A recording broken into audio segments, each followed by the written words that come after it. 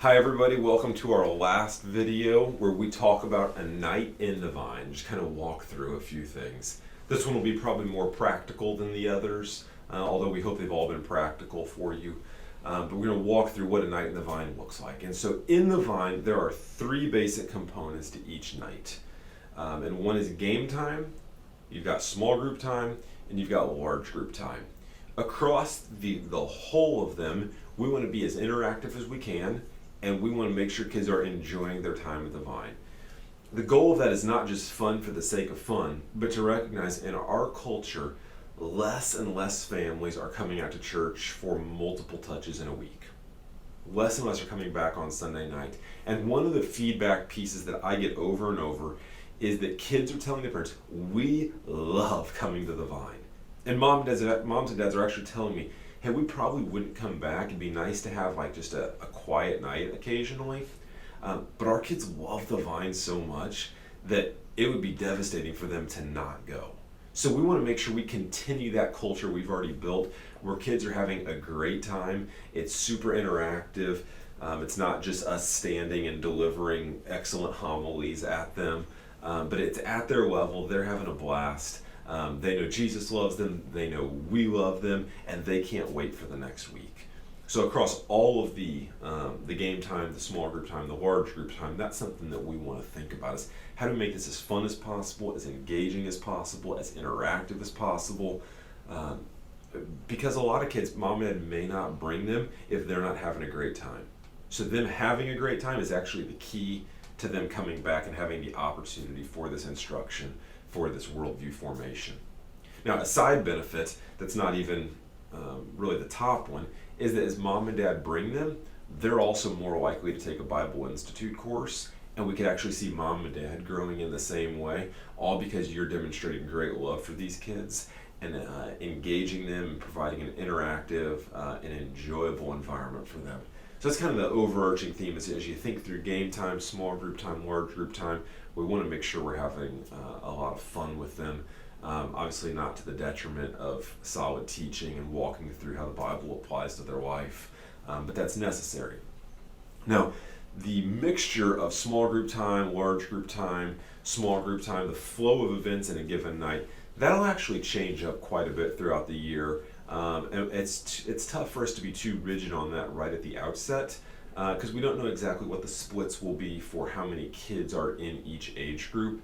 So we'll communicate that on at our 5:30 prayer meeting on Sunday, August 4th.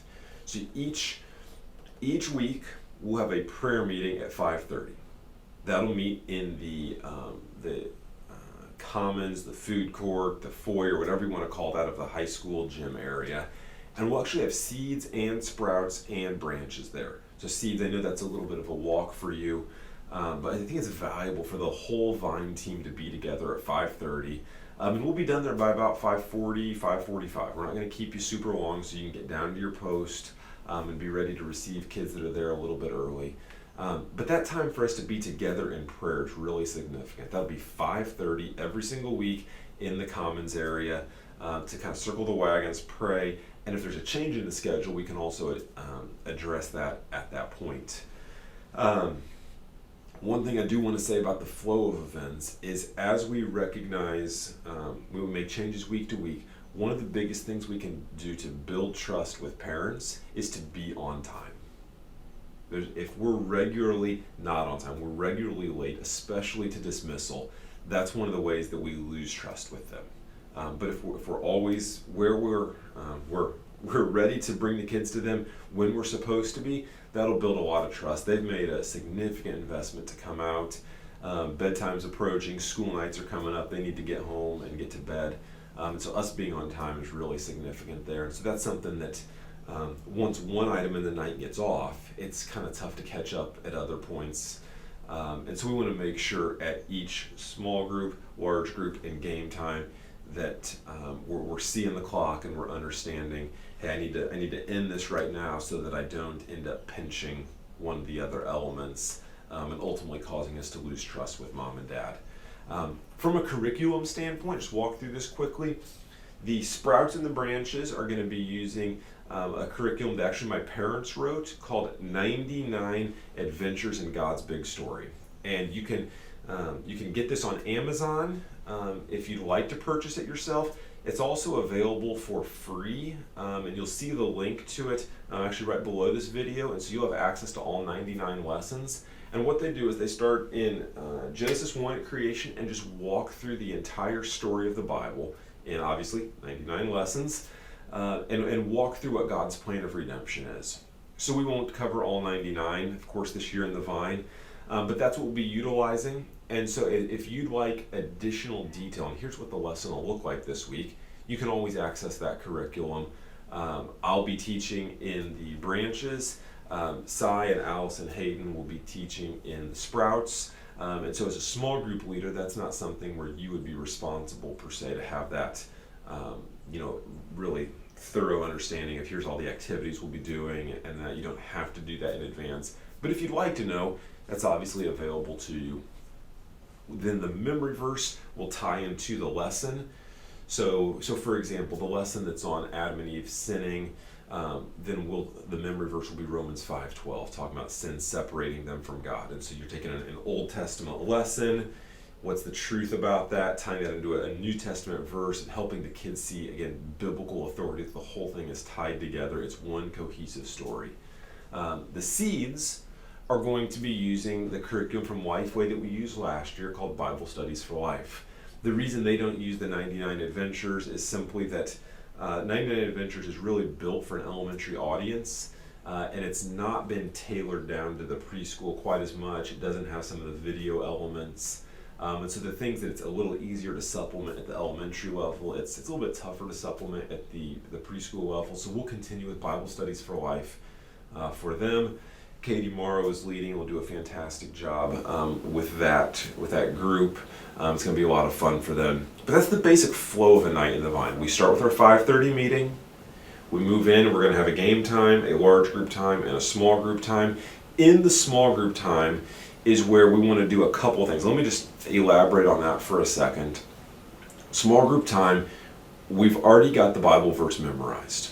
If things are working right, Mom and Dad have been working on the verse with the kids through the week, so it ought to be memorized.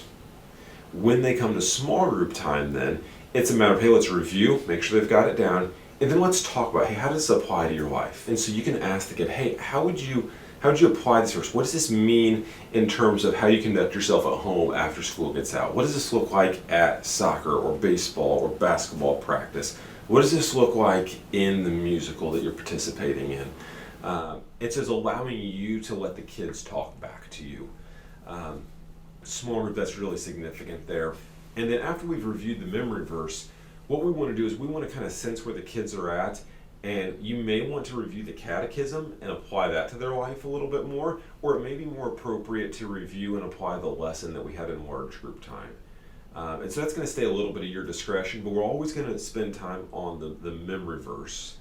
And then from there, it may be more in catechism, maybe more in the lesson, and we're just going to have to play it by ear each week on that. With Bible Studies for Life in the Seeds program, we've changed the memory verse structure just a little bit, where we'll actually have one verse for an entire month. So for this semester, there's only 3 or 4 verses the kids will memorize. And it's just thinking through our 2-year-olds and saying, how do we have them with verses that are deep in their long-term memory? And if we try and change it up every single week, our 4-year-olds might be able to do that, but our 2-year-olds are really going to struggle. And so we're going to have just a couple of verses, one per month, that are for each of the kids in the Seeds ministry. So that's a change this year. We're going to see how it goes, and hopefully it provides a really helpful platform for those kids to grow in their knowledge of the Scriptures. That's an overview of the night, a night in the Vine for you. Like I said, it starts with the 5:30 prayer meeting. Vine starts at 6 o'clock. From 6 to 7:30, our time is split between game time, large group, small group.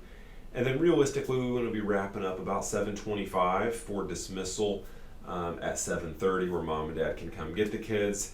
And they're usually ready to get home and get out of there. So we're heading out by about 7:45 each Sunday night. Thanks for taking the time to watch these videos. Obviously, if you've got any questions, let me know. Give me a call, shoot me an email or a text. My cell phone number is 717-712-9239. You can find that on the hub, or most of you probably have it already. But I'm looking forward to the Vine. Thank you for being part of the team this semester. And if I don't see you before, I'll see you Sunday night, August the 4th at 5:30 for our prayer meeting. Thanks.